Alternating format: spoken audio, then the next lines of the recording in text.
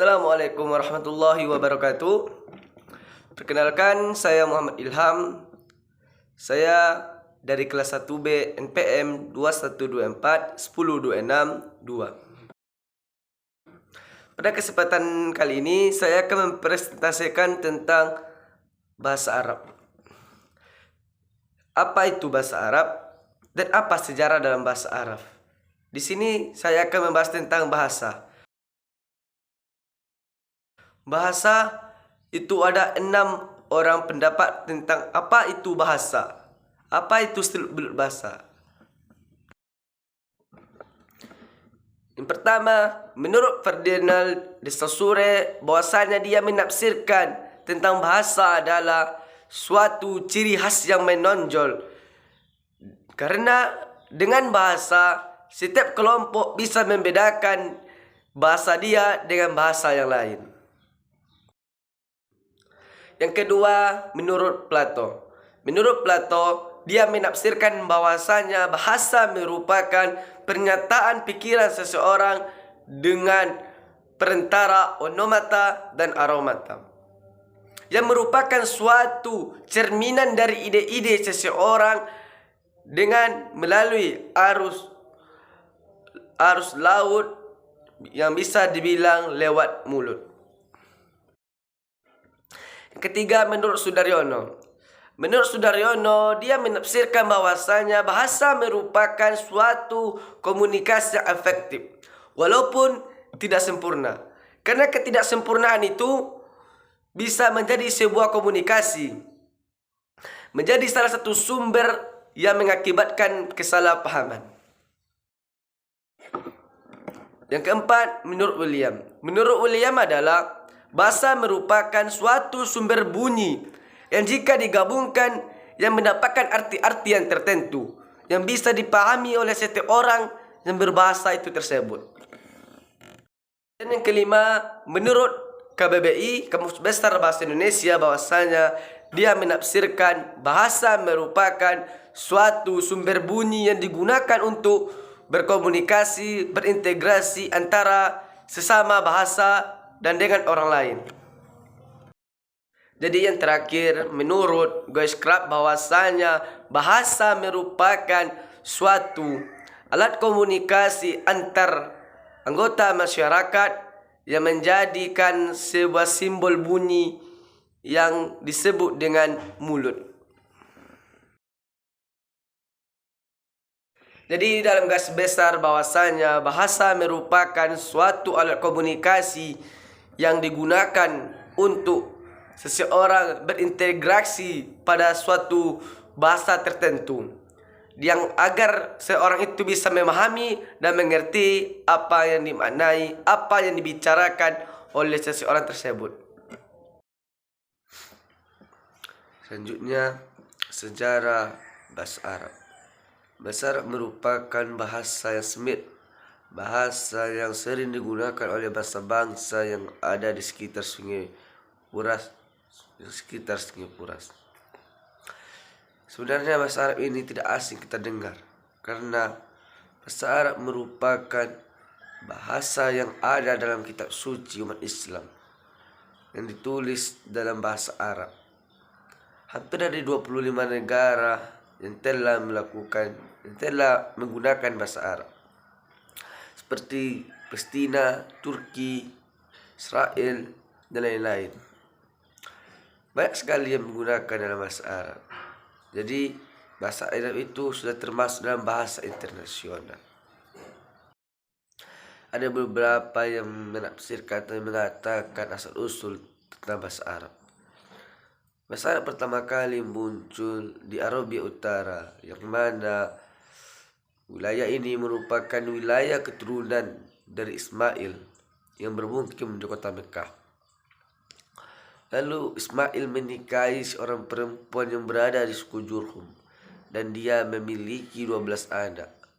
Dan 12 anak ini menjadikan atau membuat sebuah suku-suku yang berada di sekitar tersebut, yang berada di sebelah jazirah dan di seberang jazirah kecuali di Barat Jaya. Dan suku Jurhum itu pun mengikuti agama, sikap, perilaku, bahasa yang ada dilakukan oleh Ismail, dan bisa disebut dengan musta'rabah. Bahasa Arab adalah bahasa semua bangsa Arab di Jazirah, bahwa bahasa Arab digunakan oleh orang-orang Mekah dan orang-orang Arab Selatan sejak dahulu kala sebagai konsekuensi bergeraknya penduduk ke wilayah itu.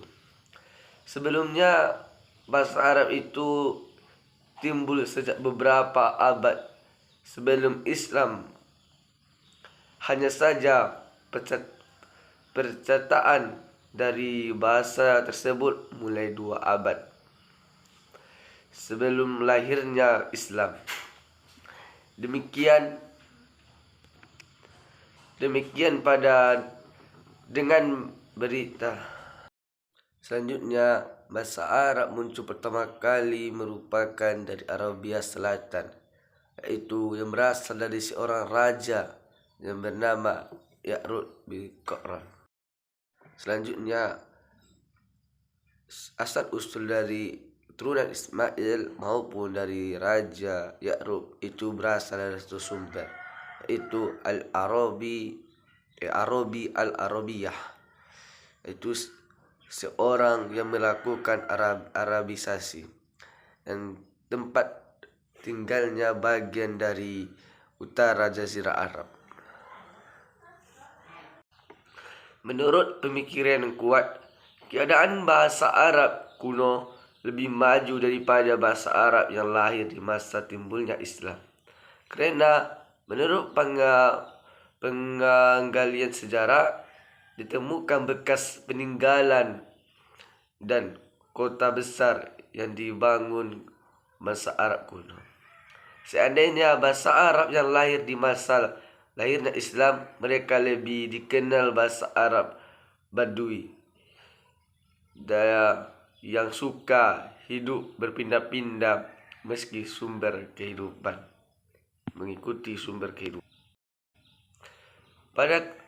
Perlu kita ketahui bahwa sebelum bahasa Arab mempunyai bahasa persatuan, di sekitar di daerah telah mempunyai bahasa-bahasa sendiri yang berkaitan atau salah satu dengan yang lain. Seperti penduduk Yaman, mereka memiliki bahasa sendiri dikenal dengan bahasa Himyar.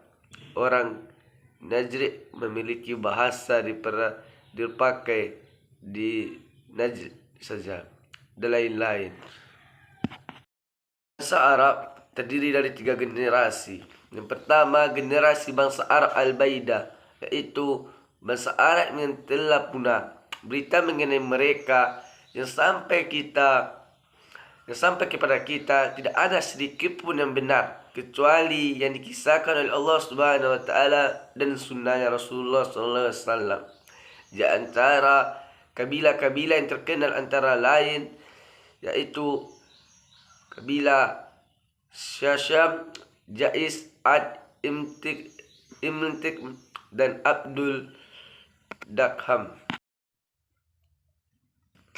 Yang kedua, bangsa Arab Al-Aribah, yaitu bangsa Arab murni. Mereka adalah anak keturunan Quraisy yang meninggalkan tempat asal mereka di sekitar Sungai Eufrat dan memilih Yaman sebagai tempat tinggal mereka.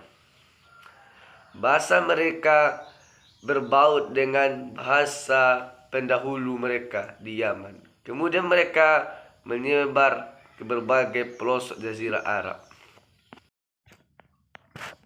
Dan yang ketiga, bangsa Arab Al-Mustaqribah, yaitu bangsa Arab campuran. Mereka adalah anak keturunan Ismail bin Ibrahim alaihissalam yang mengalahkan orang-orang Quraisy yang berbaut dengan mereka, baik dengan bahasa maupun dalam silsilah keturunan nasab.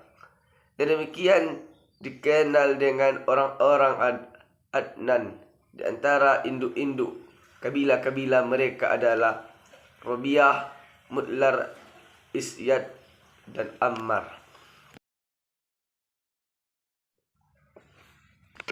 Dan adapun fungsi kita belajar tentang bahasa Arab. Yang pertama, alat untuk menyatakan ekspresi diri. Bahasa Arab menyatakan secara terbuka sebagai sesuatu yang tersirat di dalam dada kita. Yang kedua, sebagai alat komunikasi. Bahasa Arab merupakan saluran perumusan maksud yang melahirkan perasaan dan memungkinkan adanya kerjasama antar individu. Selanjutnya, sebagai alat mengadakan interaksi dan adaptasi sosial. Bahasa merupakan salah satu unsur kebudayaan yang memungkinkan manusia memanfaatkan pengalaman-pengalaman mereka, mempelajari dan mengambil bagian dalam pengalaman tersebut serta belajar berkenalan dengan orang-orang lain. Selanjutnya, alat mengadakan kontrol sosial. Bahasa merupakan alat yang dipergunakan dalam usaha mempengaruhi tingkah laku dan tidak tanduk orang lain. Bahasa juga mempunyai relasi dengan proses-proses sosialisasi suatu masyarakat. Selanjutnya, yang mana yang telah kita pelajari bahwasanya asal usul bahasa Arab, generasi per generasi dan fungsi bahasa Arab telah kita pelajari. Jadi pada selanjutnya kita mengambil intisari atau kesimpulan dari sejarah yang saya bilang tadi. Pertama, bisa kita ambil bahwasanya bahasa Arab merupakan bahasa internasional, bahasa yang tidak asing kita dengar, karena bahasa Arab ini adalah bahasa Semit, bahasa yang berada di Laut Pursa. Dan bahasa Arab ini adalah bahasa yang telah banyak digunakan oleh para negara-negara yang di luar sana.